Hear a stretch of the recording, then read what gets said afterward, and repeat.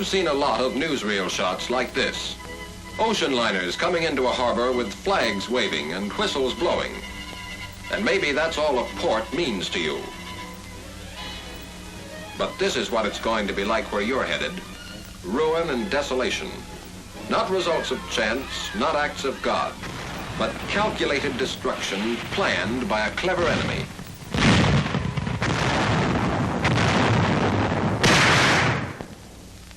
Let's see what a port is made of. First of all, it has piers, docks, wharves, and quays where ships can be sheltered while they're loaded and unloaded. But the piers and docks and quays you're going to work on will look like this.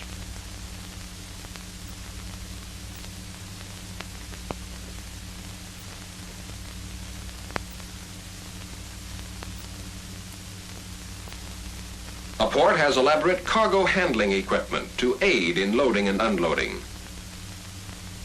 But you won't find much cargo being unloaded with this.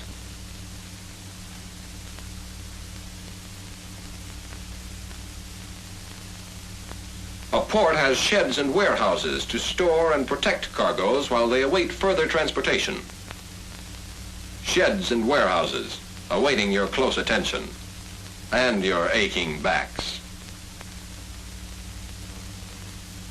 A port has a system of railways and roads linking it to the interior. And this is what the enemy will leave for you. Last and most important, a port has unobstructed waterways for navigation. But this is what you'll find. The enemy knows the importance of every corner of a harbor, and he has blocked, blasted, and booby-trapped to keep us from using it. Take these sunken ships, for instance. They served the enemy twofold. First of all, the ships he was unable to sail out, he sank to prevent our using them. And second, he sank them in such a way as to block navigation in the harbor. He sank them in other places too, but only where it counted, in a ruined dry dock, alongside a wharf, perpendicular to a quay. In addition to everything the enemy did, we did a few things ourselves to blast him out of port areas. Sometimes the damage done by our own bombers and artillery amounted to 50% of the total. Between the two of us, a job was cooked up that the engineers won't soon forget.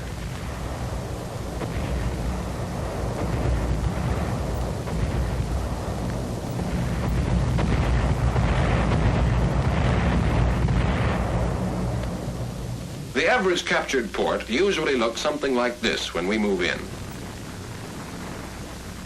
So the first job is to get the fires out and save as much property as possible. And there are other things that must be taken care of before the work we think of as port repair actually starts. The waterfront must be made safe by the removal of landmines and booby traps. Dangerously tottering walls, often purposely left standing by the enemy, must be blown down. And finally, the vast obstructing piles of rubble and debris have to be cleared away.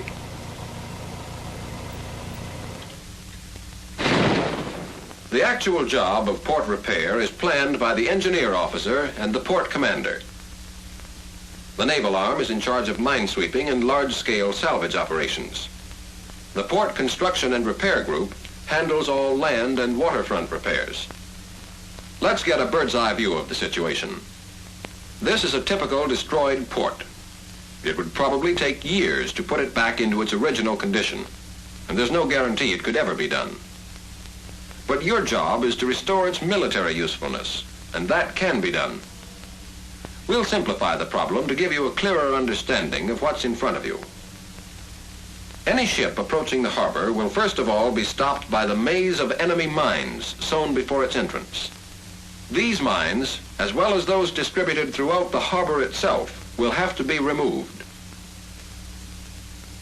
Then let's say our ship proceeds to the narrow entrance channel. Very likely it will next be held up by a floating submarine net or some other submerged obstacle left by the enemy. After the obstacle has been removed, the ship can move farther forward, But here, in all probability, it'll be stopped by, say, a block ship, a prepared sunken vessel filled with cement, rock, or other heavy material so it can't be towed out of the way. Carefully placed cutting charges will have to be used to blast a path through it.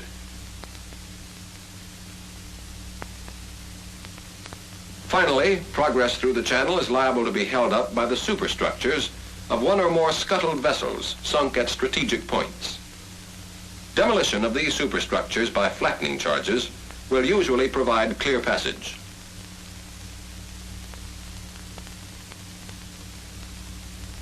Clearing the harbor of mines is the Navy's job. It generally takes a few days, although sometimes it runs more than a week. The time involved depends on the weather, how thoroughly the enemy has planted mines, and how many minesweepers are set to work. Once a channel has been cleared, the first large ship to enter the harbor is the Engineer Port Repair Ship. A special unit of the Corps of Engineers, this ocean-going vessel is equipped to tackle offshore problems both on and under the surface of the water. It can easily be identified by the cathead on its prow. This hoisting device has a 40-ton capacity and may be used to lift small craft or heavy debris and tow them out of the way. The ship also has several booms of 5 and 10-ton capacity, as well as a huge 50-ton job for extra heavy duty. In the hold is a large machine shop for repair of harbor and mechanical apparatus and the making of small parts. Full equipment for diving operations is also carried, an important part of the ship's work. The harbor floor is thoroughly explored and charted. Where channels are found to be blocked, the divers place demolition charges to get rid of the obstructions.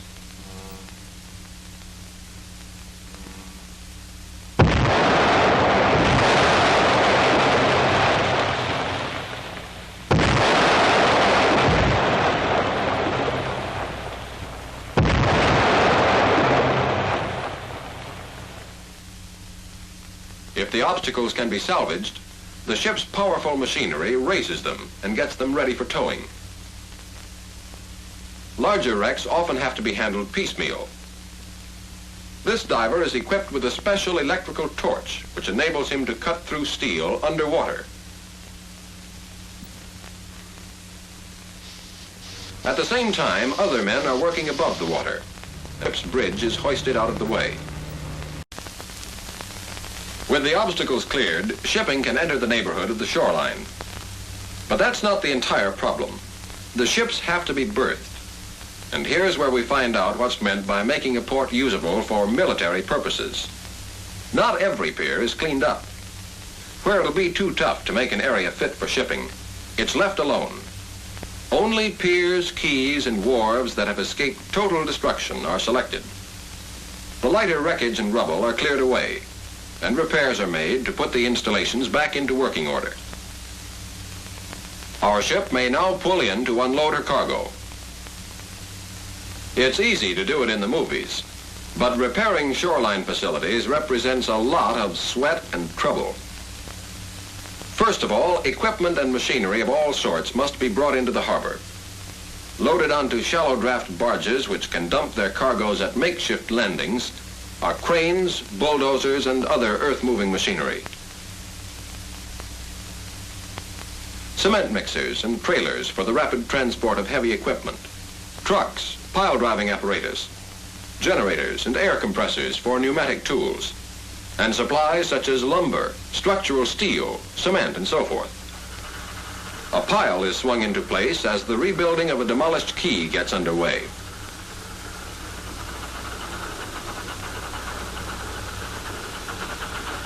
The piles are driven to support stringers over which heavy plank flooring will be laid.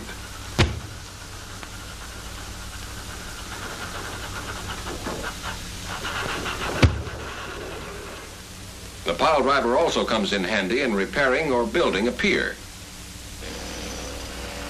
Piles have also been driven to repair a break in the seawall. Damaged masonry is broken away and cleared. Planks are nailed to the piles to complete the concrete forms. Now the concrete mixers are set to work to pour their product into the forms. When the concrete is hardened, a strong outer wall will be formed, and the rest of the breach can be filled in with stones and rubble.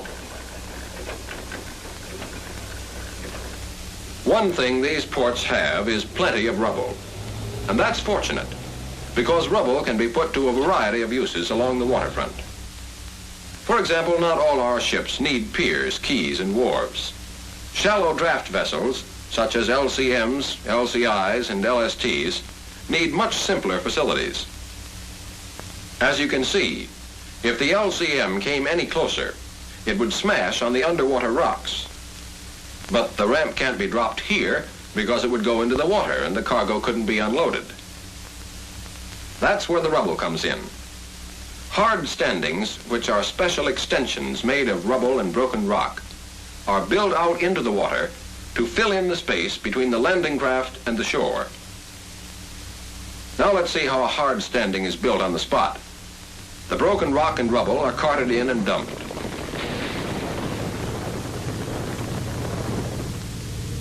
This is a good spot to have a bulldozer to smooth out the ramp and extend it into the water.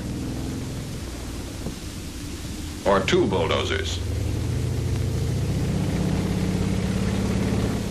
And here's the hard standing complete. A number of hard standings built at gently sloping banks in the harbor enable LSTs to come right up to the shore and discharge their cargoes.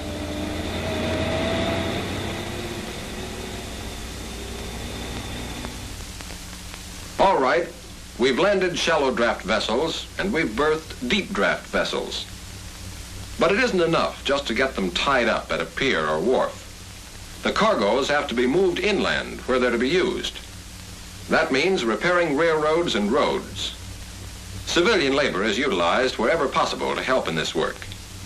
In Naples, the group of 700 Italians with whom we started soon became an army of 24,000, making possible a significant shortening of the time schedule.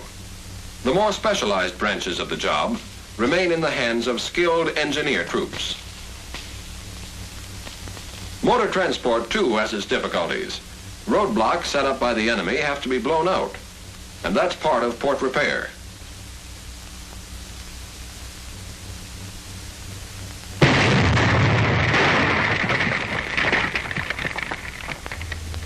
This whole business of port repair is a kind of race in which we try to rebuild quickly what the enemy has tried to destroy. Sometimes the race is a walkaway for our side.